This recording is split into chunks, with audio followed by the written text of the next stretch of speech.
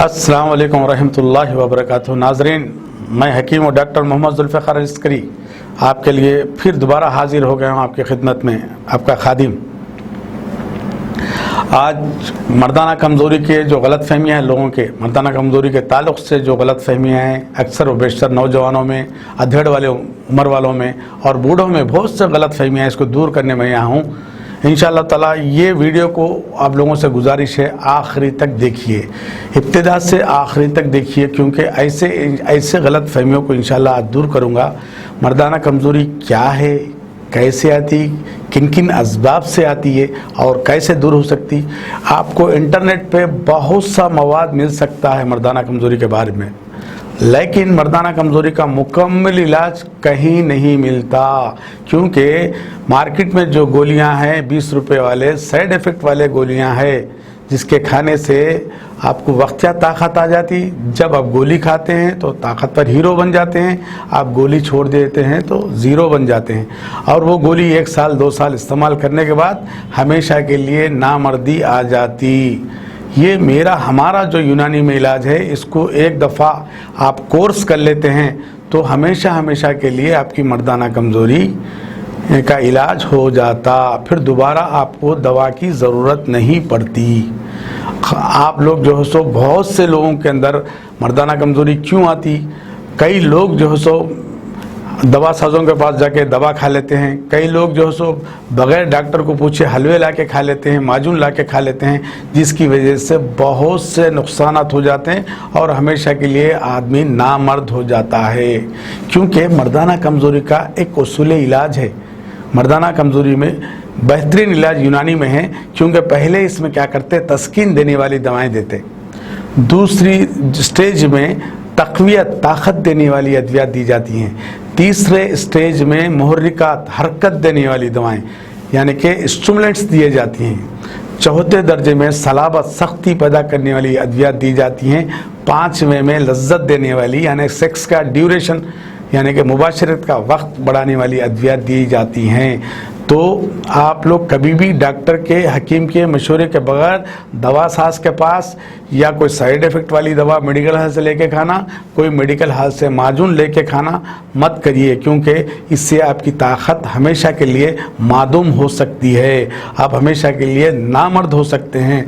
तो डॉक्टर के मशवरे के बगैर यानी कि यूनानी हकीम के मशवरे के बगैर, कोई क्वालिफाइड डॉक्टर के मशवरे के बगैर आप मर्दाना ताकत की दवा कभी इस्तेमाल मत करिए।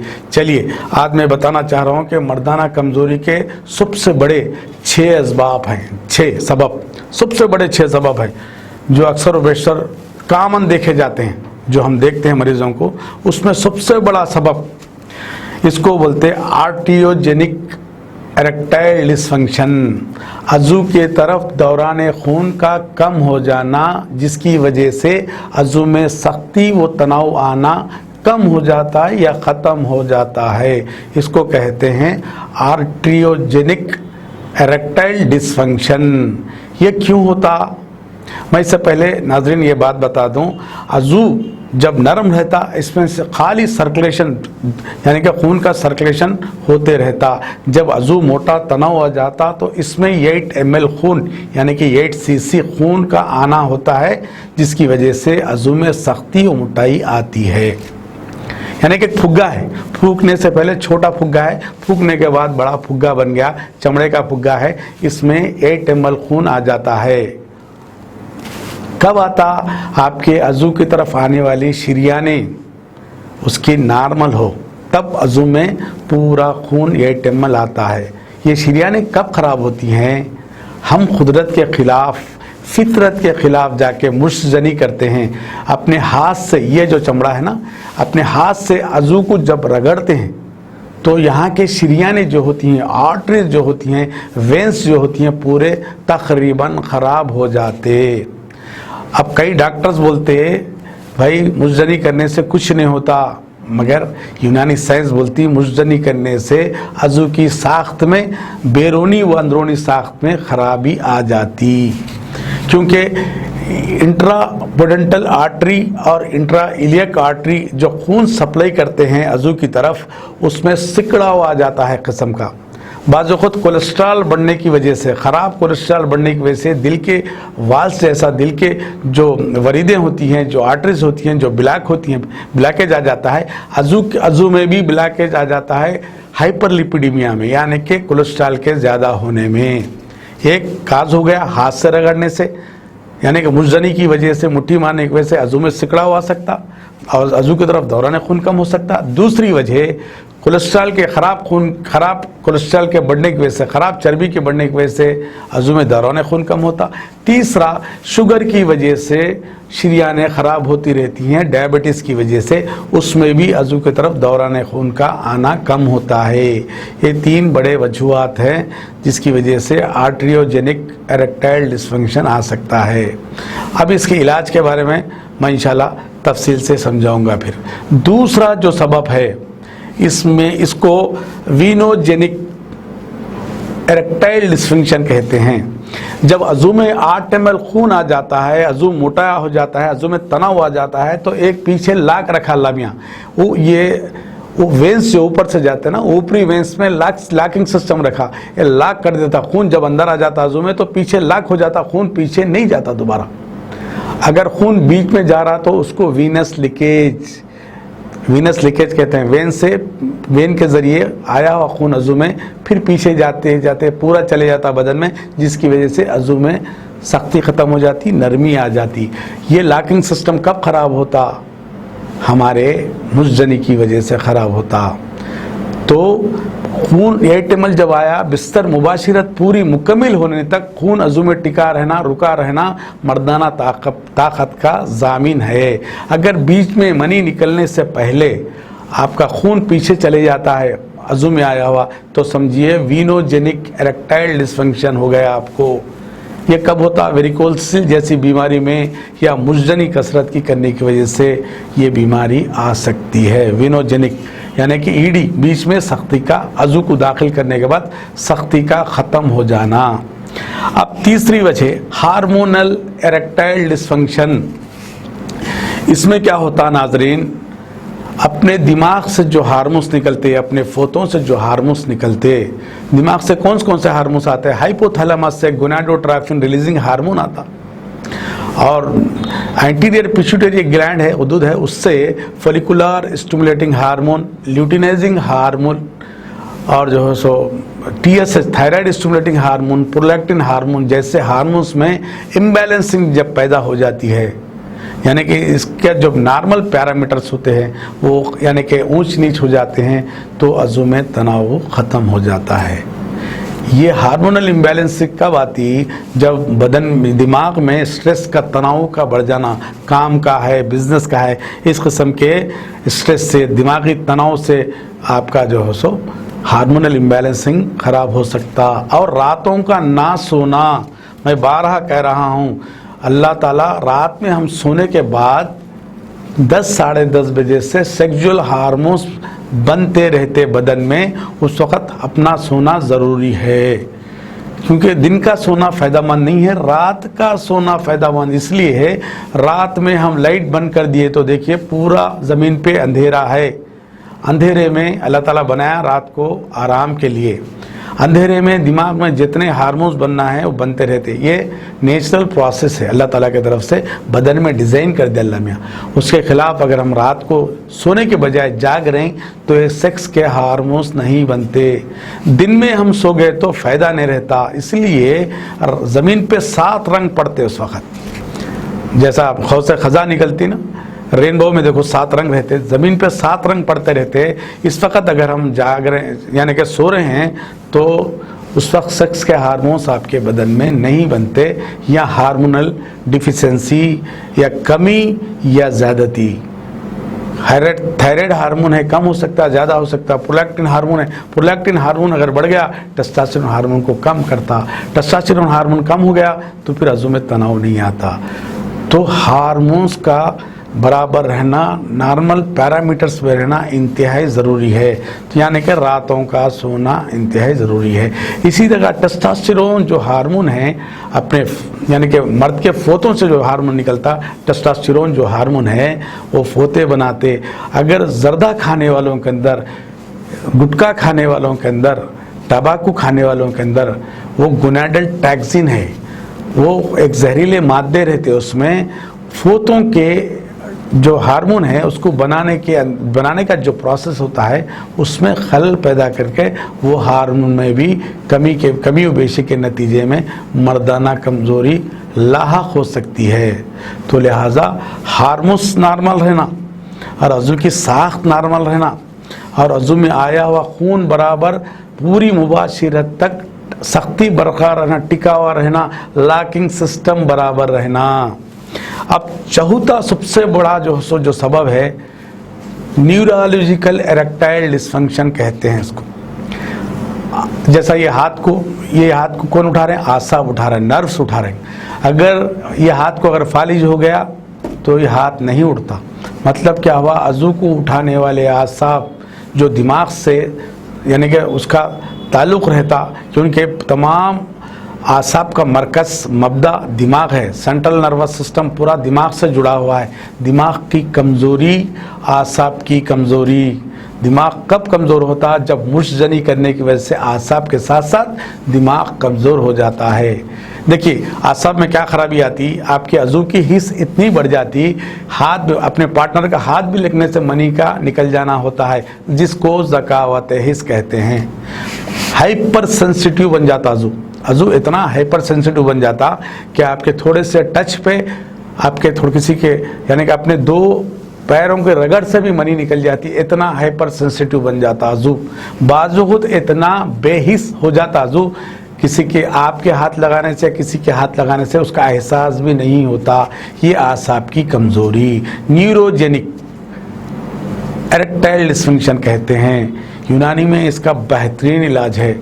ऊपर से जो बोलते आ रहा हूँ मैं, पहले आर्ट्रियोजेनिक इरेक्टाइल डिसफंक्शन, उसके बाद वीनोजेनिक इरेक्टाइल डिसफंक्शन, उसके बाद हार्मोनल इरेक्टाइल डिसफंक्शन, उसके बाद न्यूरोजेनिक इरेक्टाइल डिसफंक्शन। इन तमाम बीमारियों का यूनानी में एक एक करके मरीज़ को देखने के बाद किस सबब की वजह से इसको मर्दाना कमज़ोरी आई है उस सबब को दूर कर दिया जाता है। अज़ू की तरफ दौरान खून बढ़ा दिया जाता है अगर आर्ट्रियोजेनिक हो, अगर वीनोजेनिक हो अज़ू में खून चले आ रहा, लॉकिंग सिस्टम को ताकतवर बनाया जाता है।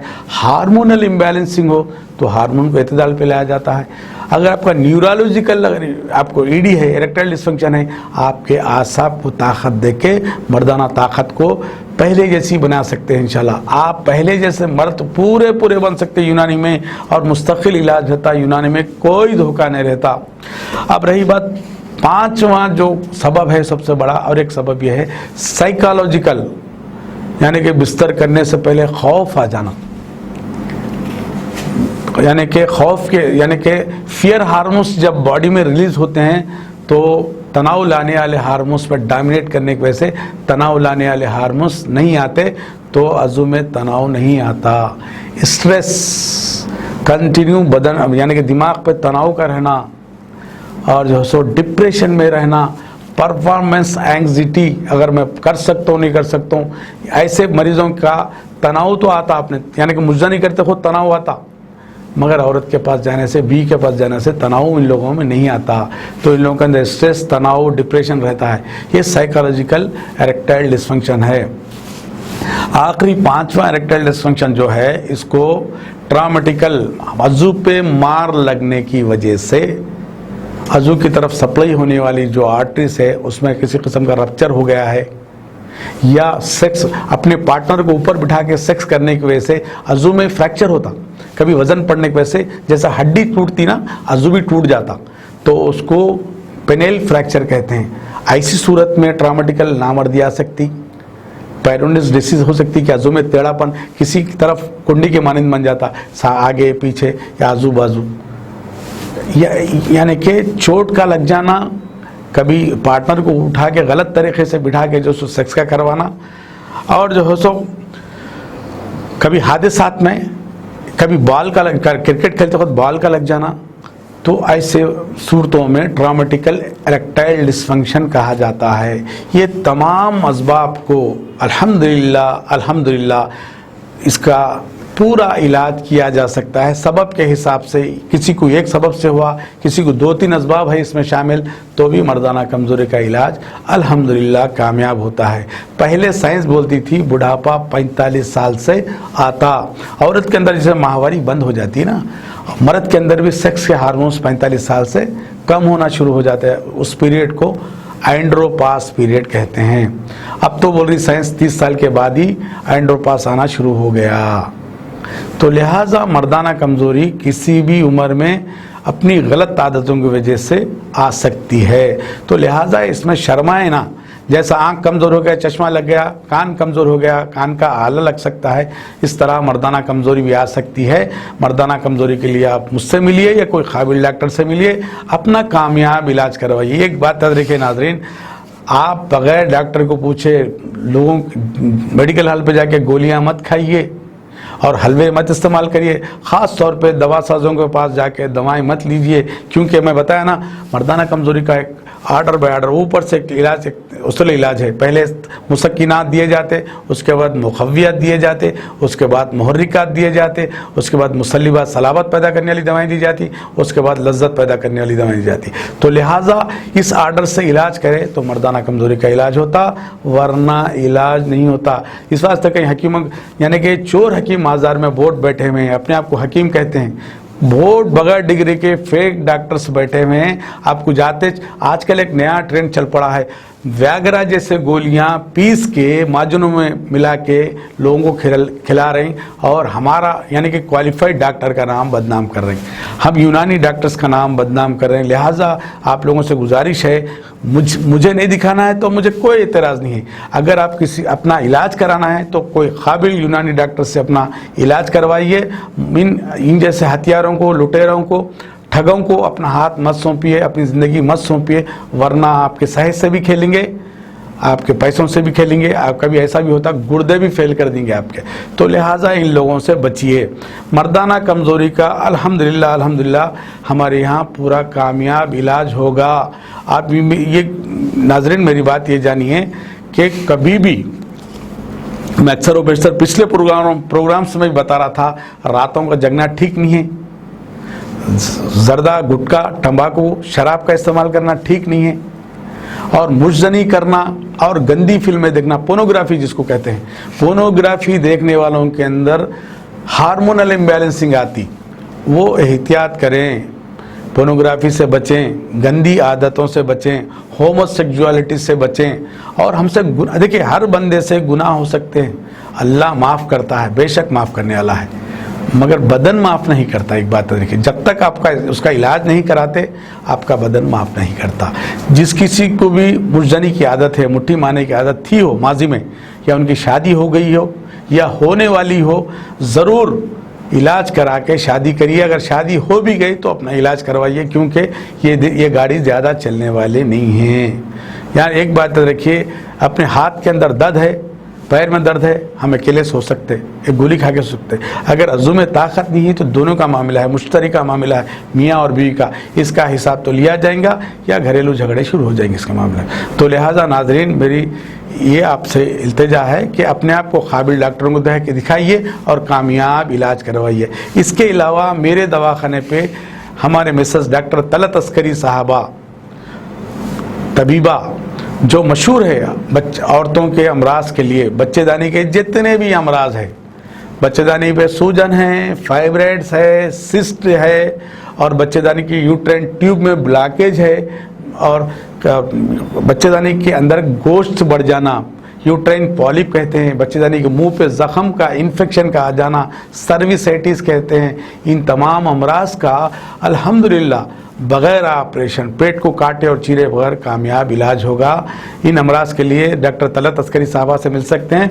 मर्दाना कमज़ोरी और मर्दाना बाँझपन के लिए आप मुझसे मिल सकते हैं। इंशाल्लाह नेक्स्ट वीडियो में सेक्स का कितना टाइम होना चाहिए, अज़ू की साख्त तो साइज़ कितनी होना चाहिए, कितना औरत के लिए वक्त कितना दरकार होता, इंशाल्लाह ताला तफसील से समझाऊँगा। नाज़रीन जब तक मुझे मौका दीजिए, इंशाल्लाह ताला फिर मुलाकात होगी। अस्सलाम वालेकुम रहमतुल्लाहि व बरकातुहू।